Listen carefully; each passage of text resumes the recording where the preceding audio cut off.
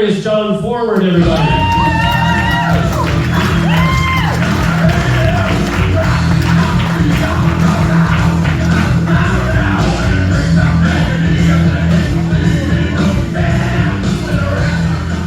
I'm balding too.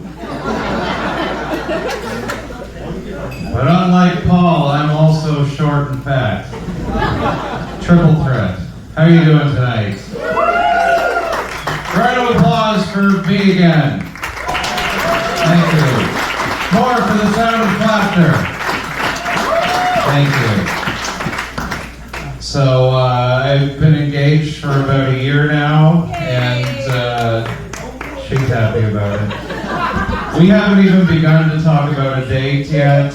I mean, it took me 17 years to get this far, so we'll get it done by like 2036 at least. I should really do something, because I've been just lying and calling her my wife for at least a decade, so now she's been demoted to fiance. But being together for as long as we have been, we have our bedroom routine down to a real science. We usually start out kind of side by side in the bed, and we take care of our own business for a few minutes. Like, we know how the equipment works. She'll go into her side drawer and pull out her little black vibrating bullet and just... I'll reach into my side drawer and pull out my own dry hand. Just slow and steady. I'm waiting for my cue. She'll just start... And that's when I know it's time for me to reach across and lovingly embrace her by the throat to get her across the finish line. That's what she likes. And then once she's gotten her thing, I can just do whatever I want to her. She's just a vessel. And at that point, I'm just icing on the cunt. But you can teach an old dog new tricks. She doesn't like that metaphor, but she only recently figured out how to give a decent hand job. I helped her out a little bit. I told her just like, emphasis on the downstroke, please. Like, she was doing the awkward, like upside down, and she's like awkward. She's like trying to pull it off me. I'm like, no, stab me with it, stab me with it, stab me with it. And one night we were laying in bed and we mixed things up a little bit. She starts churning butter a little, and it's going well, and I'm thinking like, holy shit, like this is usually just like the intro, but she's doing pretty well, and like this might be the first time she makes me come with her hand all by herself. I couldn't possibly take that away from her. So I'm just letting it happen, and like I'm a little bit worried that I'm gonna paint the ceiling, but that's a problem for 10 minutes from now. And like she's going to town on me, just stabbing away. She starts whispering. She's like, you have the biggest pee hole I've ever seen. And then I let loose, but it just kind of dribbled down the back of her hand like an old garden hose. But I reached over, I tickled her on the nose, and she gave herself a facial. It's romantic. So you guys can probably tell I'm pretty highbrow. I've performed many times at the local Fundy Fringe Festival. It's a theater thing. Those people love me. Last time I did it was in 2021, and I was kind of promoting my show outside the St. John Theater Company. And this sweet old lady, she noticed I had an artist badge on. She's like, oh, what's your show? So I hand her a flyer, and I see her face change, like, you're the one that's always using that abusive language, aren't you? I was like, what?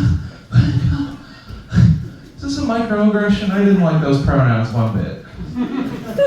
So, I smacked the fucking dentures out of her whore mouth.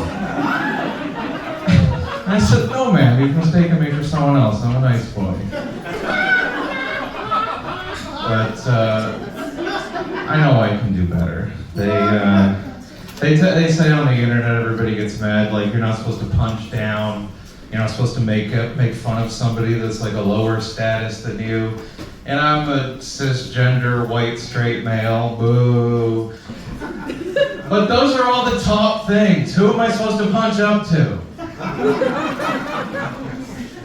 But that doesn't mean I can't try. I've got a plan to help me stop punching down, and this is going to require some autism logic, so follow closely. I've got some diagrams on johnforward.com if anyone needs that.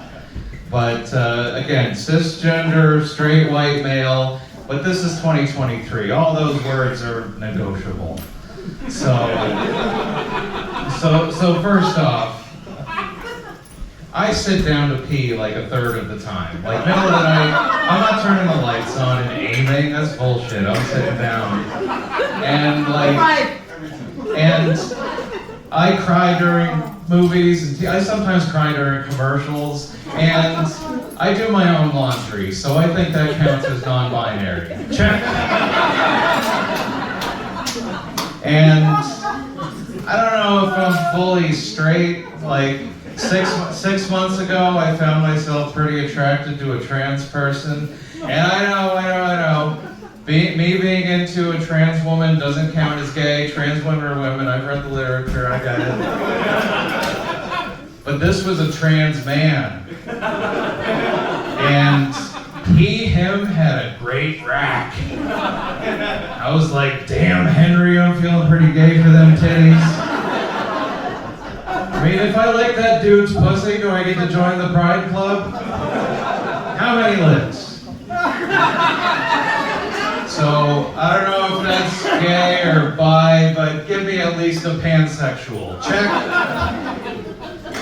And then finally, I recently read a study that said the average Canadian spends about 46% of their income on taxes. So now I identify as half slave. Check. So, non-binary, pansexual, half slave. I think I can say whatever the fuck I want. What do you guys think? Not everyone agrees, but you just have to hear me say these things. You'll forget all about me in a half hour. I have to walk around with this shit in my brain. And it's much worse when the call's coming from inside the house. But luckily for the world, I'm not planning on reproducing. Me and my lady aren't having kids. That's her. Lucky for the world, very inconvenient for my pregnancy fetish. There's not a whole lot that I can do with that. We can't really role play.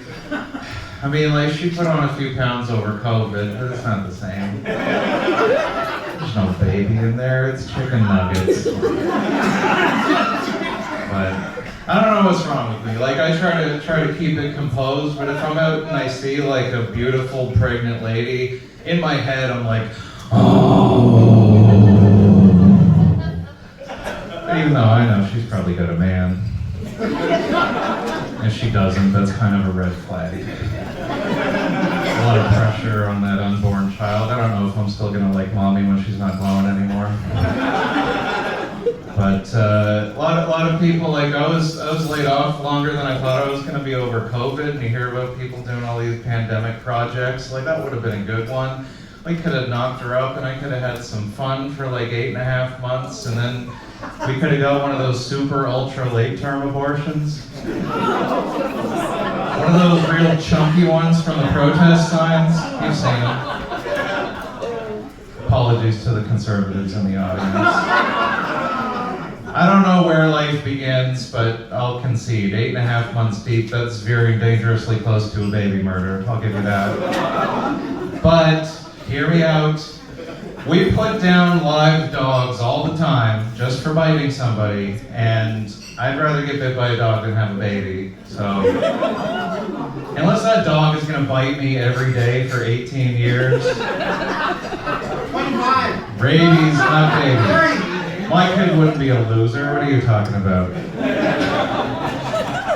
Speaking of the pandemic, most people remember March 2020. That was the start of COVID. I remember it as that's when I became a Katy Perry fan. That's when she put out the video for Never Worn White. That's the video where Katy Perry announced her pregnancy, and I'm like, oh. Like the last 30 seconds of the video, Katie's like naked and like the holding the boobs pose sideways, and she's on a cloud like an angel. Katy Perry never worn white, but the underside of my computer desk certainly has. My name's John Forward. Good night.